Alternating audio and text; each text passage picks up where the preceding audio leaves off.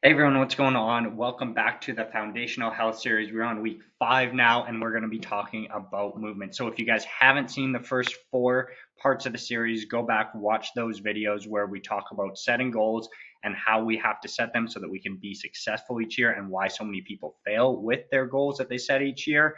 We talk about sleep, we've talked about nutrition, and now we're talking about movement. So, quickly, for those of you who do not know me, my name is Logan Grundy. I'm the owner of Peak Health Revolution, where I've helped over 150 people with my online coaching practice, primarily dealing with hikers who want to go further and faster in the mountains and do that pain-free year in and year out.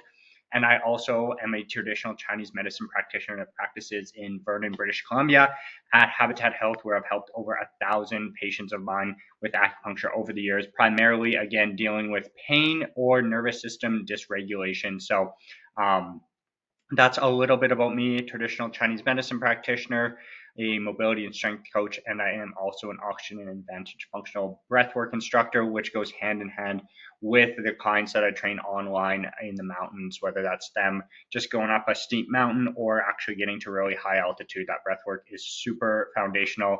And same thing in the clinic with managing the nervous system. That breathwork is our key to unlocking the nervous system. So, with that being said, you guys, let's quickly recap what we've been over in the last couple of weeks here. We went over goal setting, giving you some guidance on how to set those goals so that you can actually be successful this year, because over 90% of people fail with their New Year's resolutions this year. I wanted to put out this foundational health series for you guys to go through, get some goals, grab that low hanging fruit that really moves the dial for you, in things like nutrition, breathing, which I just talked about a little bit there, sleeping, and now movement. So, what are we talking about when we talk about movement? Why is it important to us?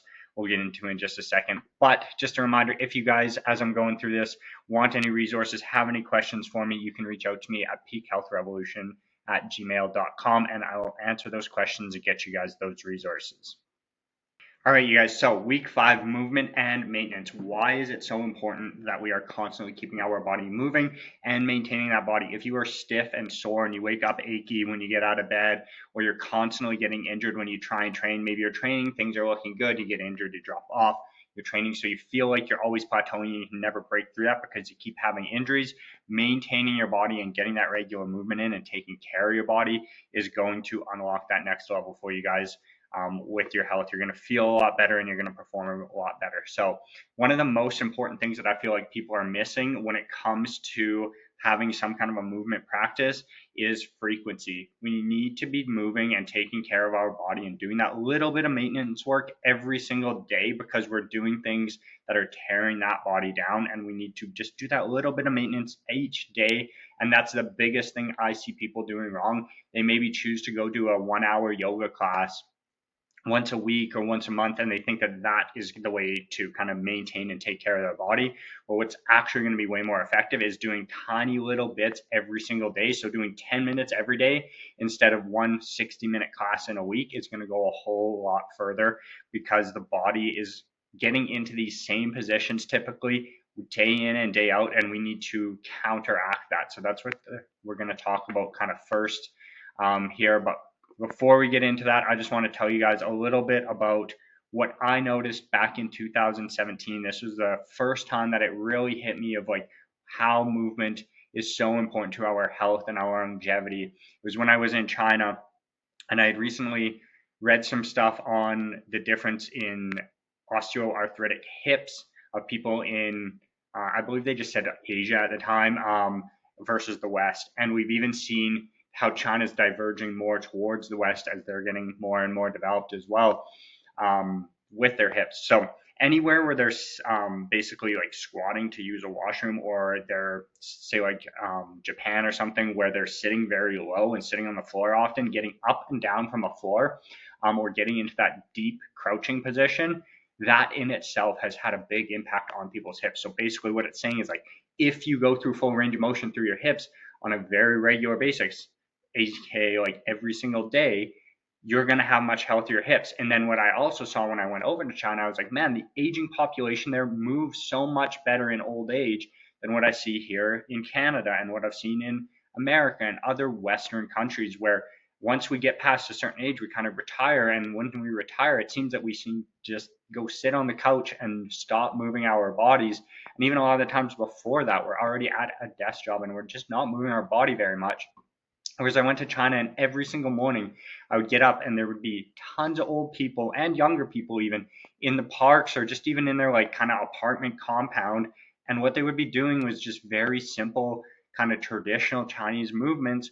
But what they were doing when you really broke it down was they were taking each of their joints through a full range of motion every day and just moving their body. It wasn't complicated. They were just moving every joint through a full range of motion every single day, and their old people moved so much better, had so much less issues with movement than what we see in the West. So that's where it really hit me how important that movement was. And I've integrated that into my life too, and my clients' lives of just like move in small bits every single day, do a little bit of maintenance work, and it goes a really long way. So all we really need to maintain our bodies and not be in pain and not have stiffness is 10 to 15 minutes every day. And we're focusing on what do you do every day?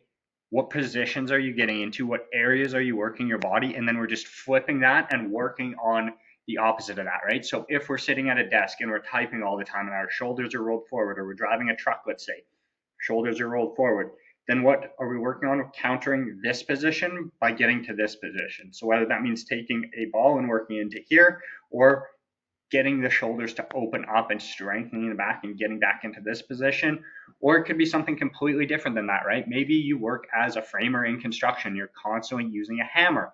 Then we know we need to get into that form because it's constantly gripping onto that hammer. So whatever it is that you do, you have to look at it and say, what do I do all of the time? Maybe you work on a assembly line and you're constantly moving from left to right with a weight. Lift the weight up, take it over here, whatever it is. Then you see, hey, if I'm constantly turning to that left side and loading that and bringing it over, I'm going to probably need to work on my lower back and that rotational aspect. So look at what you're doing every day and think to yourself, what muscles am I using? What positions am I getting into? And then we're doing the opposite of that for that 10 to 15 minutes. Now, obviously, what we want is for you to be able to look at that. And if you're like, hey, I know what I need to do here, then you go do it. And if you have trouble figuring out what that is, that's where someone like myself comes in, who works with people online as a coach and is able to say, hey, what do you do each day? Where are you having pains and struggles? Let's work on that. I'll do the programming for you, take all the guesswork out of it. So you just have to show up for the 10 to 15 minutes every day. So if that's you and you're like, hey, I don't really know what I need to be doing, again, peakhealthrevolution@gmail.com. So you can find me there. Let's go grab that quick. peakhealthrevolution@gmail.com. If you have questions, you're dealing with pain, stiffness, achiness, restrictions in joints, and you're not sure why, you can send me a message there. Tell me a little bit about kind of what your day looks like, and I'll help you figure out what those problems might be.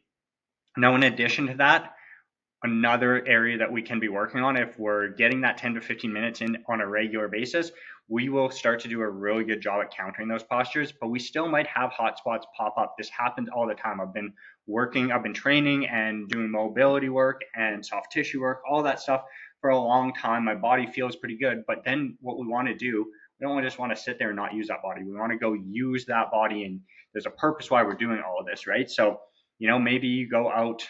Actually, right now for me, it's skiing. I went out skiing, ended up having a little fall, banged up this shoulder a little bit. So right now I'm working on hot spots in this shoulder. It's not that I necessarily have a big problem with this shoulder or that I'm doing something on a daily basis with it, but you go out, you use the body, at some point you're going to have little injuries or hot spots pop up.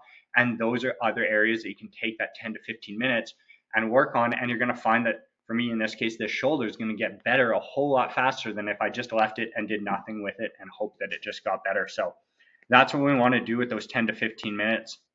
I'm going to walk you guys through some main exercises that kind of take us head to toe, where really all we're going to go through here is how this is taking us through that full range of motion on a regular basis.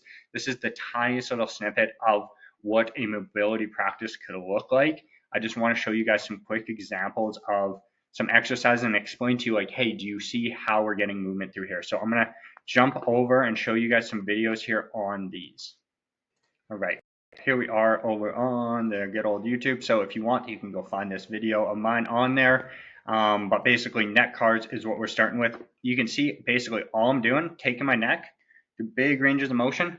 way I like to explain it to people, imagine someone has put a Sharpie on the top of your head and you're trying to draw the biggest circle you possibly can. So we're not just whipping it around, we're trying to go slow and controlled and really push to those end ranges of motion versus just like, hey, I can get to here, but if I push it, I can get to here. And that's what we want, is slow and as big a range of motion as we can. Obviously, this is taking care of our neck. We'll go a little bit further here and you'll see the shoulder one that we're going to talk about next. Let's take us forward. Here we are. So you can see I'm just lifting that arm up and I'm getting rotation in that joint as well as drawing that nice big circle. Again, imagine my middle finger has a little Sharpie on the end of it and I'm drawing a big circle. And you can see how I'm rotating that so that I'm not just moving in a big circle. Like if this is that joint, this is the shoulder and this is the arm, I'm not just doing this, but I'm also getting rotation this way. So that's how we want to be thinking about both our shoulder and our hip joint. They have so much movement available to them. We have to think about rotating it as well as that front to back, side to side type movement. So that is our shoulder car. We're bringing it up. Watch how my hand goes when I go through this. Palm is up and then I rotate it and it's still rotating here. It cuts out a little bit there, but now you can see it's facing the complete opposite way there, and then bringing it back and again rotating it. And that's what I'm talking about, getting movement within that joint itself.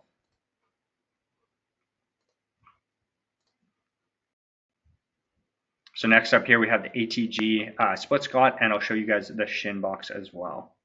All right, you guys, sorry, this is a little longer than I wanted it to be, but we are getting through it. So here we are. This is going to be our ATG split squat. So what we want to do, especially when we're starting off, is get that front foot that we're going to work on, that side, that one elevated about 24 inches here.